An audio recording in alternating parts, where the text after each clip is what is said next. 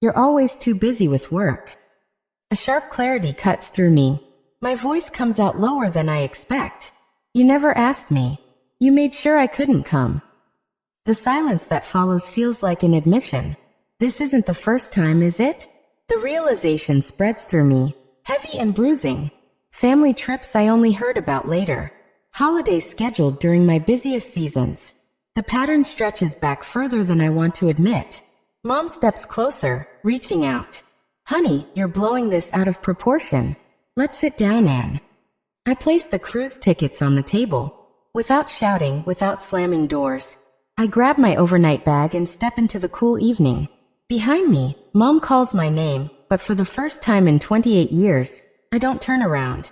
Half an hour later, my apartment feels too quiet. I drop my bag on the couch and sit cross-legged on the floor, surrounded by photo albums and boxes I'd dragged from the closet. The carpet scrapes against my legs as I spread everything out. The first album opens to Christmas 2018. Harper with a new MacBook. Cody with a car, used but still expensive. Me holding a scarf from Target, the price tag still dangling. In the picture, my smile looks real. I remember believing that was all they could afford. I flip through vacation photos. Yellowstone. Sorry, Rain. Someone has to water the plants. Disney World. Your internship overlaps, remember? Napa. You wouldn't enjoy it anyway, honey. My phone buzzes. A text from Mom. We need to talk about this misunderstanding. Misunderstanding? As if all of this could be explained away. I silence the phone and open my laptop. A spreadsheet labeled monthly budget weights. Scrolling back, I highlight every transfer I made to my parents' account. $350 in April for Dad's insulin. $1,400 in June for a hospital copay. $800 in August for Mom's car repairs. $2,800 last month, pulled straight from my Lake Tahoe savings. They knew I was saving that money.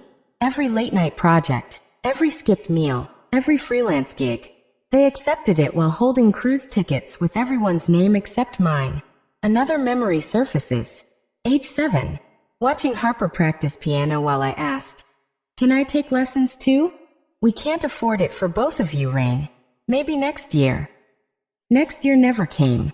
But Cody got guitar lessons 6 months later. Age 13. Crying when I couldn't go on the school science trip. $400 is too much right now, Dad said, patting my shoulder. 3 weeks later, he and Cody went on a camping trip that cost twice as much. College years. Me working 3 jobs while my siblings had their rent and car insurance covered. "You're so independent, honey," Mom would say. "We know you can handle it."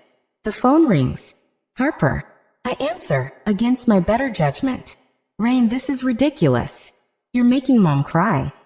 "I found the cruise tickets, Harper." "It's not what you think.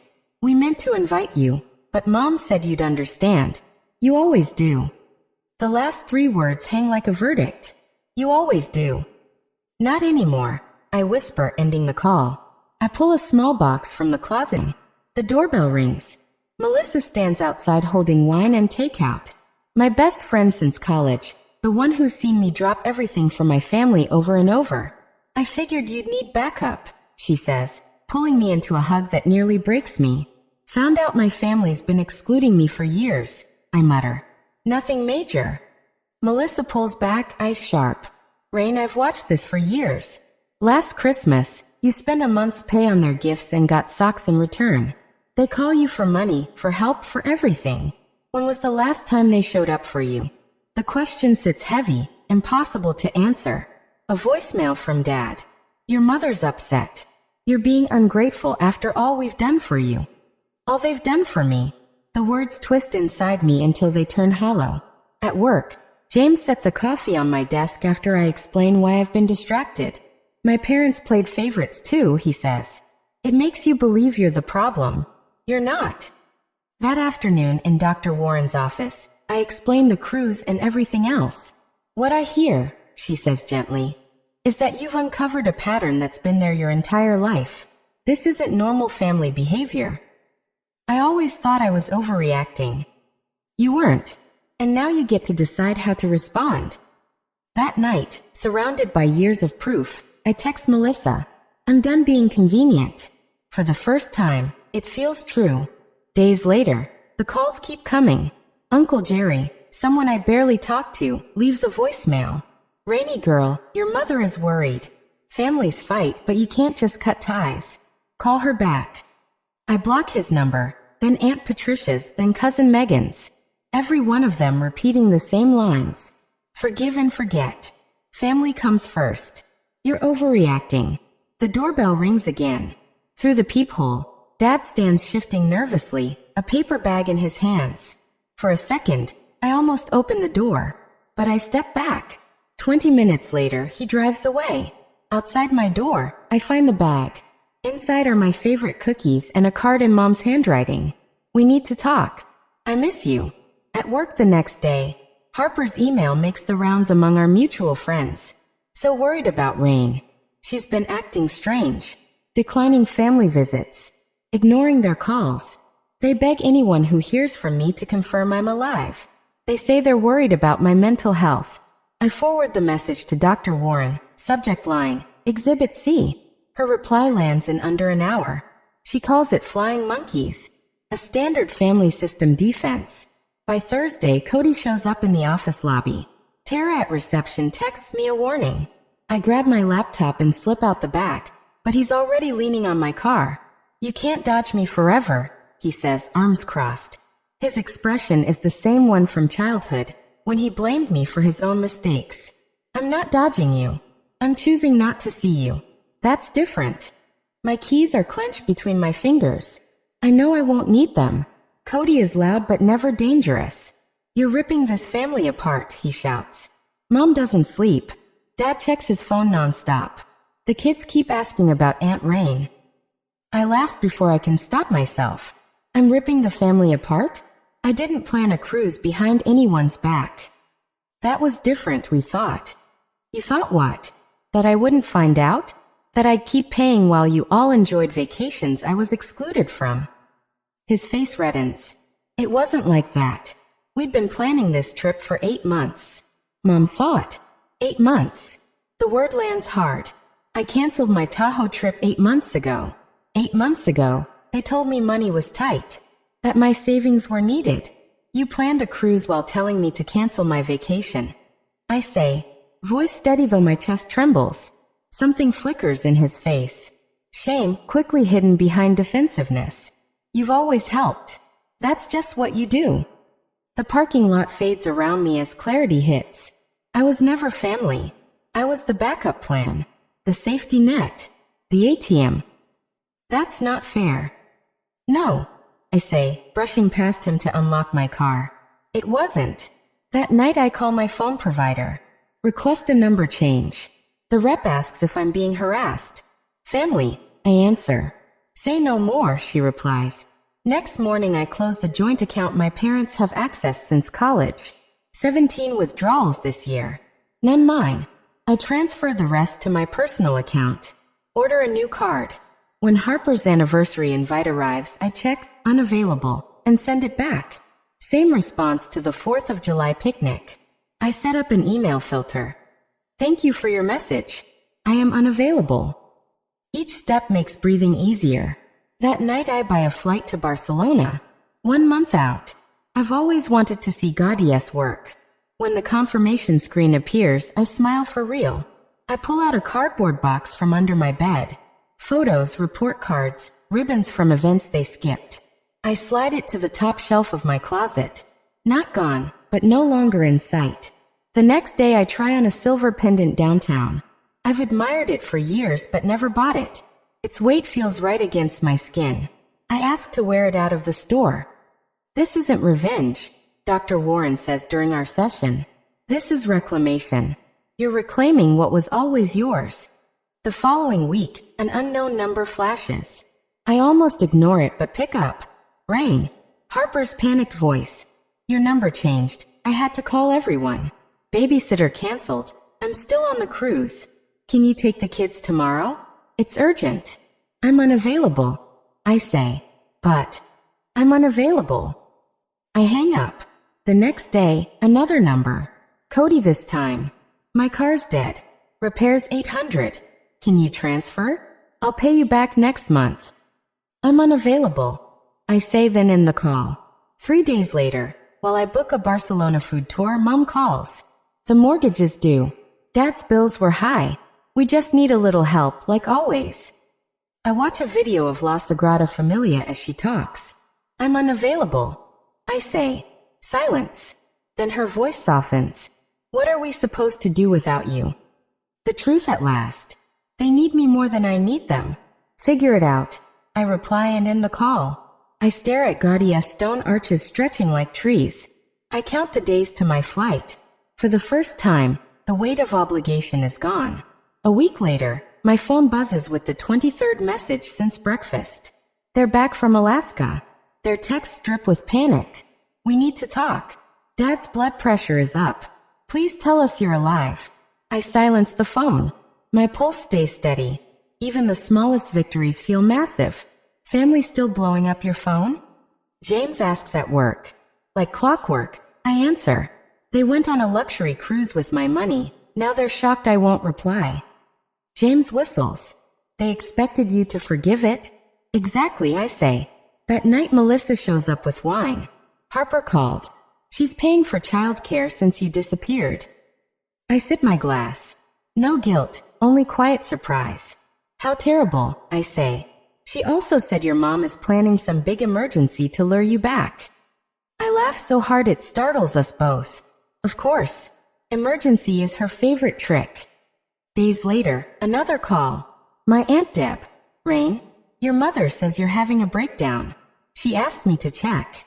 The manipulation is almost funny. I'm fine, Aunt Deb. Better than ever. Then why won't you call? Your father even mentioned teaching you to ride a bike. I smile.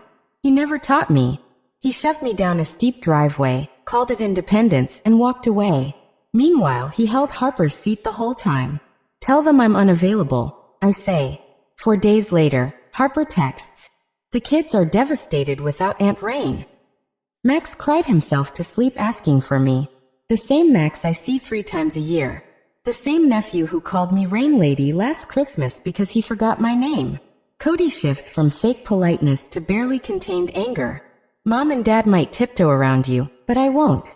Some sister you turned out to be. My car payment's due Monday. Uncle Pete's annual barbecue arrives, the one I've never missed in 15 years. This time, I send my regrets. The next day, my cousin Jamie calls. It was the strangest thing, she says. Your empty chair became the focus. People kept glancing at it. Aunt Susan made excuses until Uncle Pete asked what was going on. What did she say? I asked. She tried Rain's busy with work, but then your dad mentioned the cruise. Aunt Catherine wanted to know why you weren't invited. The whole place went silent. Catherine was furious, said she'd never leave one of her kids out. Others agreed. Your mom left early with a migraine.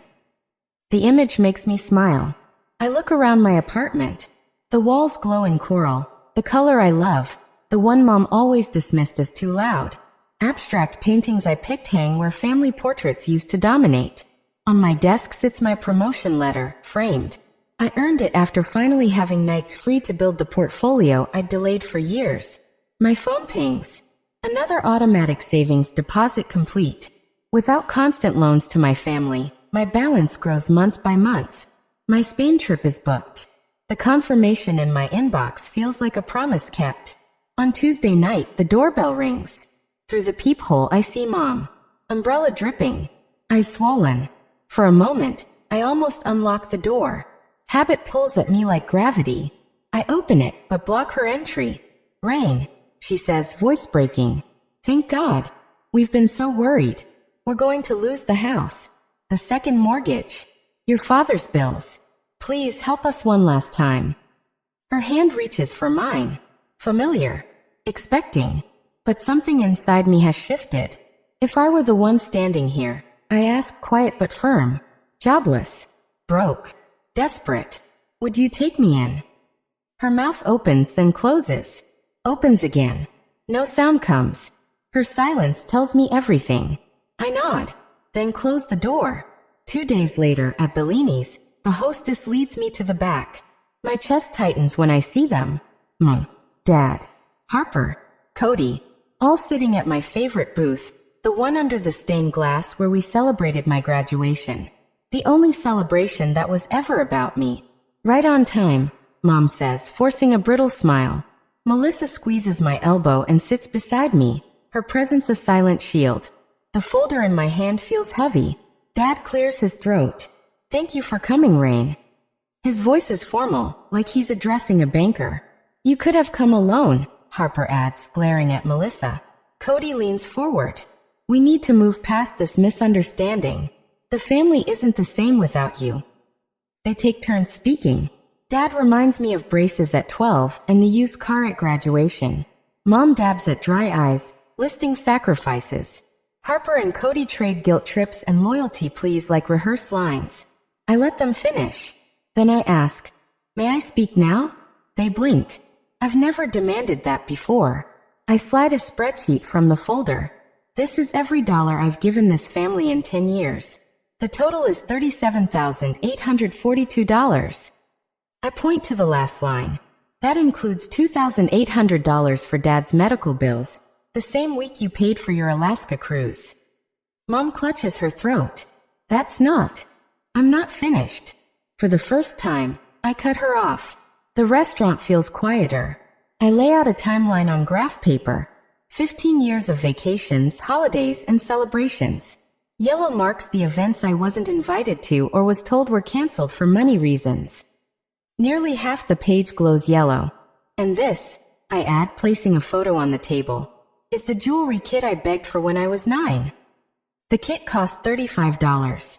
Too expensive, they said. I bought it myself last year and kept it sealed. A reminder. My voice stays calm, even stronger than their speeches. Other diners fall quiet. A waiter hovers, unsure if he should step in. Mom's face drains of color. Dad pulls at his collar. Harper stares at her hands. Only Cody meets my eyes, his jaw tight. So what? Dad slams his hand on the table, silverware rattling. We've done everything for you. You never appreciate what we've sacrificed. The outburst draws stares, but I stay steady. Then name 3 things you did for me that you didn't do for Harper or Cody. Just 3. The silence is sharp. I hear the kitchen staff shouting orders. Dad starts to speak, then shuts his mouth.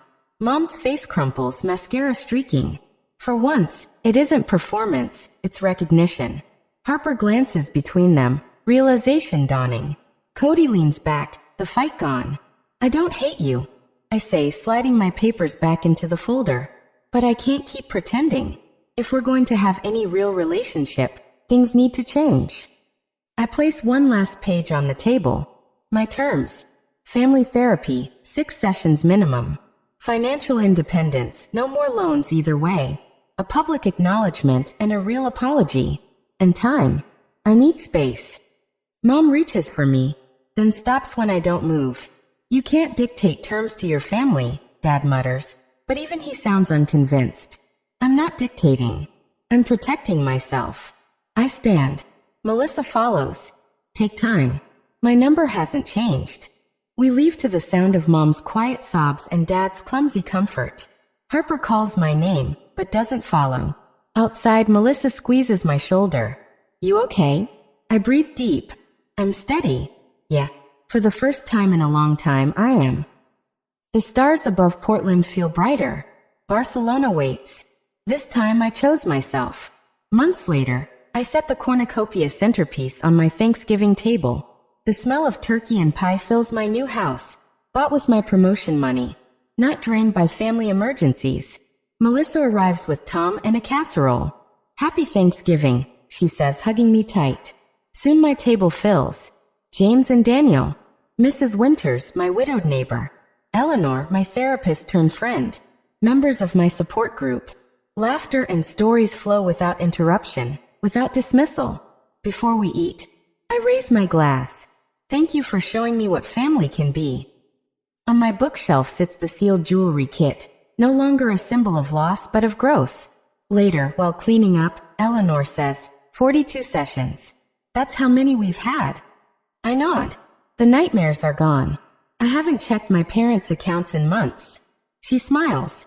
Your mom mentioned you in her session Tuesday.